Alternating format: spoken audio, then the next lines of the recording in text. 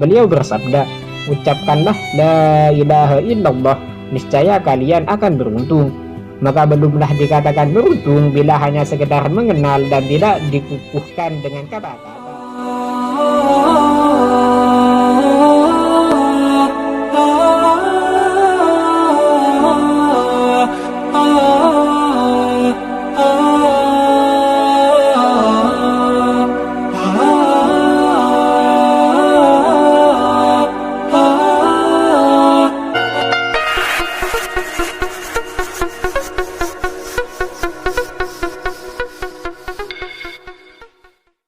Assalamualaikum warahmatullahi wabarakatuh.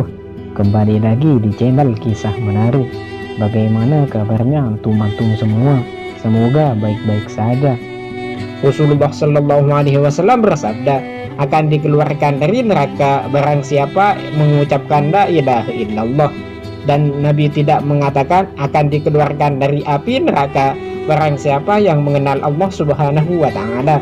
Kalau saja pernyataan lisan tidak diperlukan dan cukup hanya dengan sekedar pengetahuan, niscaya iblis juga termasuk mukmin, sebab dia mengenal Rabb-nya, tahu bahwa Allah yang menciptakan dirinya, dia pula yang menghidupkan dan yang mematikannya, juga yang akan membangkitkannya, tahu bahwa Allah yang menyesatkannya.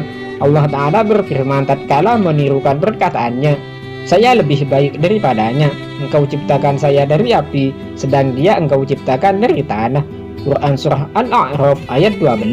Kemudian berkata lagi iblis, ya Tuhanku, kalau begitu maka beri tangguhlah kepadaku sampai hari manusia dibangkitkan. Quran Surah Al-Hijr ayat 36. Juga firman Allah Subhanahu wa Ta'ala, iblis menjawab, karena engkau telah menghukum saya tersesat, saya benar-benar akan menghalang-halangi mereka dari jalan engkau yang lurus. Quran Surah Al-A'raf ayat 16. Seandainya apa yang engkau katakan itu benar, niscaya banyaklah orang-orang kafir yang dianggap beriman karena mengetahui Rabb-nya walaupun mereka ingkar dengan lisannya. Firman Allah Subhanahu wa Ta'ala yang artinya, dan mereka mengingkarinya karena kezaliman dan kesombongan mereka, padahal hati mereka meyakini kebenarannya. Quran Surah An-Naml ayat 140. Padahal mereka tidak disebut mukmin meski meyakininya, justru dianggap kafir karena kepalsuan lisan mereka. Abu Hanifah terus menyerang Jahm bin Safwan dengan hujah-hujah yang kuat, ada kalanya dengan Al-Quran dan ada kalanya dengan hadis-hadis. Akhirnya orang itu kewalahan dan dapatlah raut kehinaan dalam wajahnya, yaknya dari hadapan Imam Abu Hanifah sambil berkata, Anda telah mengingatkan sesuatu yang saya lupakan, saya akan kembali kepada Anda. Lalu dia pergi untuk tidak kembali. Itulah kisah tentang perdebatan Imam Abu Hanifah dengan kaum bid'ah. Sedangkan perdebatan Imam Abu Hanifah dengan ateis, di suatu waktu Imam Abu Hanifah berjumpa dengan orang-orang ateis yang mengingkari eksistensi Al-Khaliq. Beliau bercerita kepada mereka, bagaimana pendapat kalian jika ada sebuah kapal diberi muatan barang-barang penuh dengan barang-barang dan beban. Kapal tersebut mengarungi samudera, gelombangnya kecil, anginnya tenang. Akan tetapi setelah kapal sampai di tengah-tengah, tiba-tiba terjadi badai besar. Anehnya kapal terus berlayar dengan tenang sehingga tiba di tujuan sesuai rencana tanpa goncangan dan berbelok arah. Padahal tak ada nahkoda yang mengemudikan dan mengendalikannya jalannya kapal. Masuk akallah cerita ini. Maka berkata, tidak mungkin, itu adalah sesuatu yang tidak bisa diterima oleh akal, bahkan oleh khayal sendiri pun, wahai Syekh.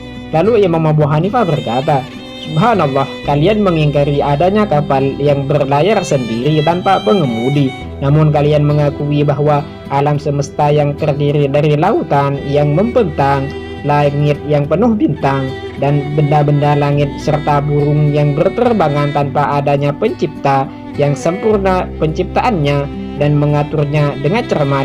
Celakalah kalian, lantas apa yang membuat kalian ingkar kepada Allah? Begitulah Imam Abu Hanifah menghabiskan seluruh hidupnya untuk menyebarkan agama Allah dengan kekuatan argumen yang dianugerahkan Al-Khaliq kepadanya. Beliau menghadapi para penentang dengan argumentasinya yang tepat. Pada zaman Imam Abu Hanifah hiduplah seorang ilmuwan besar ateis dari kalangan bangsa Romawi. Pada suatu hari ilmuwan ateis tersebut berniat untuk mengadu kemampuan berpikir dan keluasan ilmu dengan ulama-ulama Islam. Dia hendak menjatuhkan ulama Islam dengan beradu argumentasi. Setelah melihat sudah banyak manusia yang berkumpul di dalam masjid, orang kafir itu naik ke atas mimbar. Dia menentang siapa saja yang mau berdebat dengannya. Dan di antara sof-sof masjid bangunlah seorang laki-laki muda. Dialah Imam Abu Hanifah. Dan ketika sudah berada di depan mimbar, dia berkata, "Inilah saya, hendak bertukar pikiran dengan Tuhan." Mata Abu Hanifah berusaha untuk menguasai suasana, namun dia tetap merendahkan diri karena usianya yang masih muda. Imam Abu Hanifah berkata, "Sekarang apa yang akan diperdebatkan?" Ilmuwan ateis itu heran akan keberanian Abu Hanifah. Dia lalu mulai pertanyaannya, "Pada Tuhan berapakah Tuhanmu dilahirkan?" Imam Abu Hanifah berkata, "Allah berfirman, Dia Allah tidak dilahirkan dan tidak pula melahirkan." Ateis itu berkata, "Masuk akalkah bila dikatakan bahwa Allah adalah yang pertama dan tidak ada sesuatu sebelumnya? Pada tahun berapa dia ada?" Imam Abu Hanifah berkata, "Dia Allah ada sebelum adanya sesuatu." Ateis itu berkata, "Kami mohon berikan contoh yang lebih jelas dari kenyataan." Imam Abu Hanifah berkata, "Tahukah Tuhan tentang perhitungan?" Ateis, "Ya." Abu Hanifah berkata, "Angka berapa sebelum angka 1? Ateis, "Tidak ada, angka 0.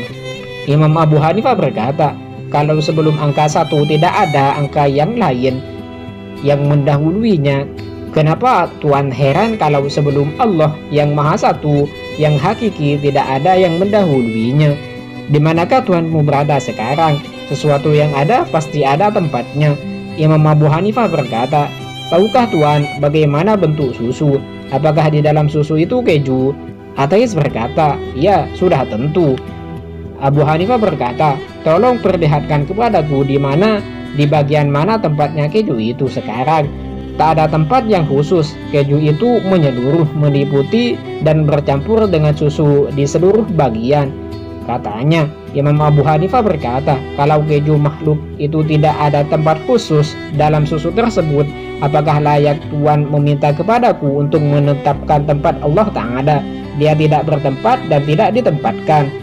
Ateis itu berkata lagi, "Tunjukkan kepada kami zat Tuhanmu. Apakah ia benda padat seperti besi, atau benda cair seperti air, atau menguap seperti gas?" Imam Abu Hanifah berkata, "Pernahkah Tuhan mendampingi orang sakit yang akan meninggal?"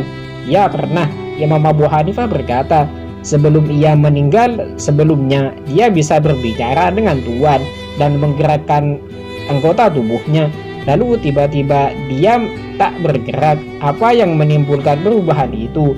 Karena rohnya telah meninggalkan tubuhnya." Imam Abu Hanifah berkata, "Apakah waktu keluarnya roh itu Tuhan masih ada di sana?" Ateis berkata, "Ya, masih ada."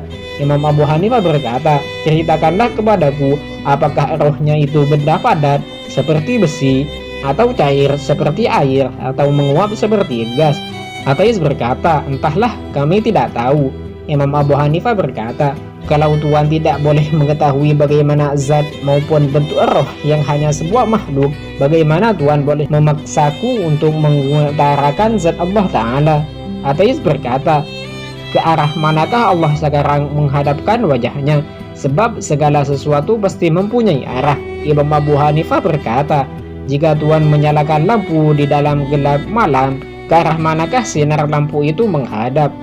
"Sinarnya menghadap ke seluruh arah dan penjuru," kata ateis. Imam Abu Hanifah berkata lagi, "Kalau demikian halnya dengan lampu yang cuma buatan itu, bagaimana dengan Allah Ta'ala pencipta langit dan bumi? Sebab dia nur cahaya langit dan bumi." Ateis berkata, "Kalau ada orang masuk ke surga itu ada awalnya, kenapa tidak ada akhirnya? Kenapa di surga kekal selamanya?" Imam Abu Hanifah berkata, "Perhitungan angka pun ada awalnya tetapi tidak ada akhirnya. Bagaimana kita boleh makan dan minum di surga tanpa buang air kecil dan besar?" kata ateis. Imam Abu Hanifah berkata, "Tuhan masih mempraktekkannya ketika Tuhan ada di perut ibu Tuhan." hidup, makan, minum selama 9 bulan. Akan tetapi tidak pernah buang air kecil dan besar di sana. Baru kita melakukan 2 hajat tersebut setelah keluar beberapa saat ke dunia. Ateis itu berkata, bagaimana kebaikan surga akan bertambah dan tidak akan habis-habisnya jika dinafkahkan. Imam Abu Hanifah berkata, Allah juga menciptakan sesuatu di dunia yang bila dinafkahkan malah bertambah banyak, seperti ilmu. Semakin diberikan atau disebarkan, ilmu kita semakin berkembang, bertambah, dan tidak berkurang. Ateis itu berkata, ya, kalau segala sesuatu sudah ditakdirkan sebelum diciptakan, apa yang sedang Allah kerjakan sekarang? Tuhan menjawab pertanyaan-pertanyaan saya dari atas mimbar, sedangkan saya menjawabnya dari atas lantai. Maka untuk menjawab pertanyaan Tuhan, saya mohon Tuhan turun dari atas mimbar dan saya akan menjawabnya di depan Tuhan. Pinta Imam Abu Hanifah. Ilmuwan kafir itu turun dari mimbarnya, sedangkan Imam Abu Hanifah naik di atas. Baiklah, sekarang saya akan menjawab pertanyaan Tuhan. Tuhan bertanya, apa pekerjaan Allah sekarang? Ilmuwan kafir mengangguk. Imam Abu Hanifah berkata, ada pekerjaannya yang dijelaskan dan ada pula yang tidak dijelaskan. Pekerjaannya sekarang ialah bahwa apabila di atas mimbar sedang berdiri seorang kafir yang tidak hak seperti Tuhan, dia akan menurunkannya seperti sekarang. Sedangkan apabila ada seorang mukmin di lantai yang berhak, dengan segera itu pula dia akan mengangkatnya ke atas mimbar. Demikian pekerjaan Allah setiap waktu. Para hadirin pun puas dengan jawaban yang diberikan oleh Imam Abu Hanifah, dan begitu pula dengan ilmuwan besar ateis tersebut. Dia mengakui kecerdikan dan keluasan ilmu yang dimiliki oleh Imam Abu Hanifah. Itulah sederet kisah perdebatan Imam Abu Hanifah dengan salah satu tokoh ateis dan bid'ah. Semoga kita bisa mengambil hikmah dan pelajaran dari kisah beliau Imam Abu Hanifah. Jangan lupa juga tonton video lainnya. Semoga yang menonton video ini bisa mendapatkan berkah atau barokah dari Imam Abu Hanifah dan bisa mengamalkan ilmu-ilmu beliau dan mendapatkan balasan yang setimpal dari Allah Subhanahu wa Ta'ala. Cukup sekian video kali ini. Semoga yang menonton video ini dilancarkan rezekinya oleh Allah dan dipermudah segala urusannya. Jangan lupa subscribe, like, and share, dan nyalakan lonceng notifikasinya agar tidak ketinggalan video terbaru lainnya. Assalamualaikum warahmatullahi wabarakatuh.